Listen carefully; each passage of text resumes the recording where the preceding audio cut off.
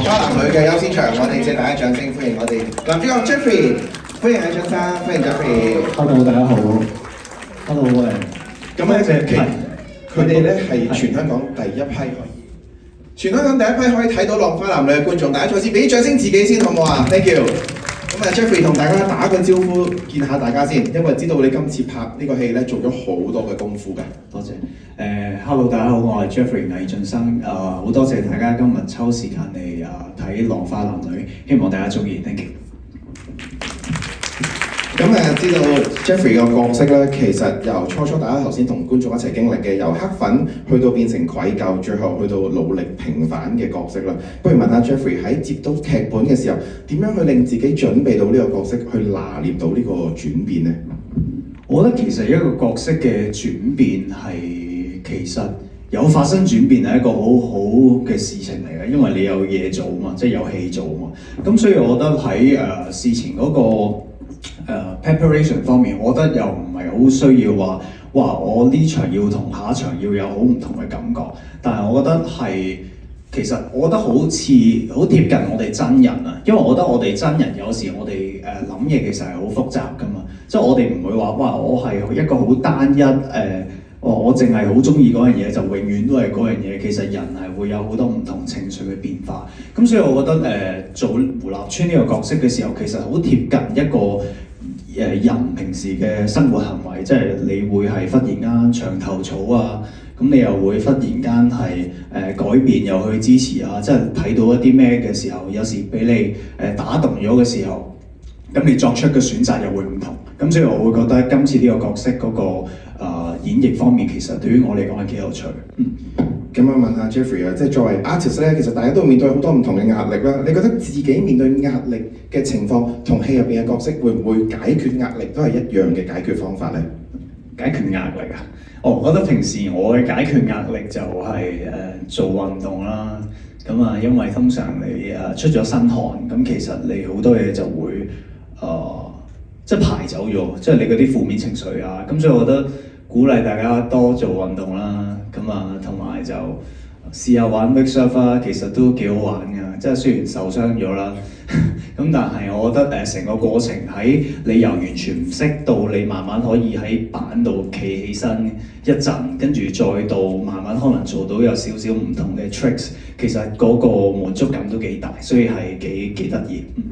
咁知道 Jeffrey 喺開拍前係應該對 wake surf 係唔認識嘅。係啊。咁問下 Jeffrey 啦，不如同大家分享下今次為咗呢一個戲入邊，究竟點樣去令自己 train 咗幾耐，或者有啲咩功夫去令自己學識到成為最後面對到 wake surf 嘅熟悉度咧？其實我到最尾都唔係特別叻㗎咋，咁啊好啦，咁啊導演寫咗個角色俾我，又真係唔係需要係特別專業啦，即係未係嗰啲真係好犀利嘅人啦。咁但係就我覺得由零學起，其實呢個運動係充滿樂趣嘅。因為首先係你會不斷跌倒啦，咁就好似你個人生一樣啦。咁啊，你遇到任何事情咧，就會成日都會即係失敗咗先㗎嘛。咁就慢慢失敗，可能係1000次、10000次之後，你忽然間有一次可以企到起身喎，你就會覺得哇，嗰個感覺係好個成功感幾大，同埋係幾當下係嗰個喜感係幾開心嘅。咁我覺得今次成個過程訓練咗大概4-5個月到啦，係啊。咁啊有時又有冬天，有時又有夏天。咁啊夏天玩就比較舒服少少啊。咁啊建議大家嚟緊依家都係夏天啊，咁啊可以玩下 wake surf。同埋大家俾掌聲 Jeffrey 好唔好？因為知道佢為咗呢個角色咧，都有好大嘅犧牲啦，同埋好辛苦啦。咁不如睇下有冇觀眾有問題想問下 Jeffrey， 可以舉下手問。Hello Jeffrey。Hello 你好。係好中意呢套戲啦，我覺得好感動，同埋我都覺得呢個角色好似你咯。我想問係咪導演寫呢個角色嘅時候嘅編劇都係跟住你寫啦？同埋你拍完呢部戲之後，你嘅人生觀有冇乜嘢改變咧？你會揀逆風定係順風咧？哇，好有深度啊！笑咩笑 ？Sorry。唔係呢個角色好貼合我係咪跟住我嚟寫咧？咁啊真係要問翻阿馮志強導演啊，因為即係演員咧就即係做翻演員嘅本分，咁啊個劇本寫咩咧我就係咩，咁啊所以好感恩可以接到胡立川呢個角色啦。咁人生觀有冇改變啊？其實人生觀係有改變㗎，但係其實就係因為曾經拍完呢套戲受傷啊嘛，咁我覺得今次就其實受傷完之後係有珍惜每一日嘅，即係我覺得其實珍惜每一日呢樣嘢咧，聽落去好老土啦。咁但係其實我覺得好多人都做唔到，有時會覺得哎呀，即係聽日先啦，或者係遲啲先算啦。咁但係我會覺得當有事情發生咗之後咧，你會覺得原來生命係好緊要喎。咁同埋係你每日起身原來飲到杯水已經係一個好感恩嘅事情。咁所以我覺得今次呢個人生觀係大改嘅，係。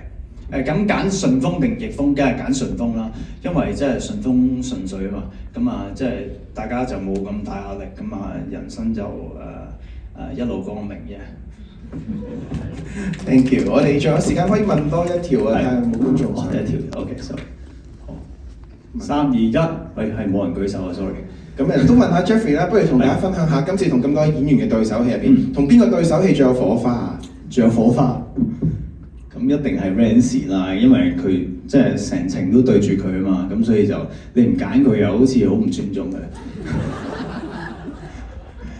咁但係佢好好嘅，即係又有一個好事唔係 sorry 噏錯嘢我覺得佢係一個好有追求，同埋係一個好硬朗嘅一個女仔嚟嘅。咁所以我覺得無論因為其實呢套係都多運動啊嘛，即係都多又要落水啊，即係你睇落去好似好靚咁樣，但係其實可能又跌落水又重新嚟過咁樣。咁我覺得係完全係十分專業嘅一個女演員，亦都係完全係冇覺得話哇辛苦啊，要補個妝先，跟住又再嚟過，係冇啊，即係直情係總之導演一嚟話 roll 佢就會即刻上場，咁所以我覺得呢樣嘢係好有火花，係好有火花，係。Thank you Jeffrey， 咁我哋再問下睇下仲有冇觀眾有問題想問下 Jeffrey 先，係。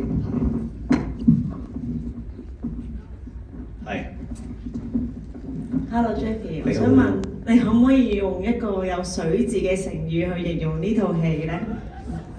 水字嘅成語啊，去形容呢套戲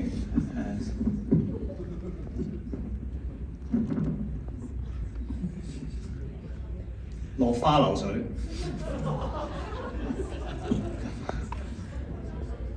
風生水起係喎，呢個好啲喎。風生水起啦，咁啊希望大家都風生水起，咁啊係咯，做一個有水嘅人啫。Thank you， 我哋仲可以問多一條啊。Hello， 喂，你好。Hello，Jeffrey 你好啊，想問下，即係都知道咧，出咗海拍攝好多日啦，想問下你可唔可以分享下出海拍攝最困難同埋你覺得最有趣嘅嘢啊？哦，我諗最困難一定係嗰個膚色啊，因為大家見我嗰個膚色咧，其實係每一場都唔一樣啊。因為基本上係追到啊古山古天樂先生嘅膚色㗎啦，嗰幾場。咁我覺得今次呢個膚色真係一個大考驗，因為咧你真係睇少咗一個太陽嘅直射。係啊，有時你拍完1-2個鐘咧，咦忽然間黑咗嘅，咁啊都係一個幾得意嘅一個體驗啦。咁啊都辛苦調色人員係要即係將嗰個膚色去整到係一致。咁所以我覺得呢一個係最困難嘅個膚色嗰個近照嗰個比度係。Thank you， 多謝晒。咁啊，不如 Jeffrey 最後都同觀眾呼籲下我哋《浪花男女》嘅宣傳，好唔好啊？收到。浪花男女。唔得，我唔可以直接完，因為我記得我上次又係咁樣講完咧，跟住啲人話我冇深度。咁今次即係硬係要講啲嘢，即係《浪花男女》，我會覺得係一套青春啦，咁有男仔啦，有女仔嘅電影。咁即係你睇到一班後生係幾幾咁有拼勁去做一件事情。咁同埋今次 Wake Surf 呢個題材都係一個算係一個好新穎嘅題材啦。咁同埋喺拍攝上面其實都有一定嘅難度啊。咁所以今次好多謝所有團隊嘅一齊去拼搏，咁先可以做到《浪花男女》呢部電影。咁希望大家多多支持 ，thank you。Jeffrey 都可以宣傳下隻歌㗎。係啊，喂，隻歌我唱㗎，咁片尾曲啦，咁叫浪花，咁今次係一隻比較文靜少少嘅歌曲啊，咁所以希望大家即係沖涼嘅時候聽下咯，即係會有啲即係水嘅感覺，就會令你回想起呢部電影咁樣。Thank you。Thank you， 我哋最後再次俾啲掌聲 Jeffrey 好唔好啊？我見到好多觀眾咧都拎住相機拍緊 Jeffrey 啦，不如麻煩同事幫 Jeffrey 收一收咪，我哋俾大家影一影你喺我哋嘅 poster 前面嘅相，幫我哋 post 下你哋嘅社交平台好嘛？我哋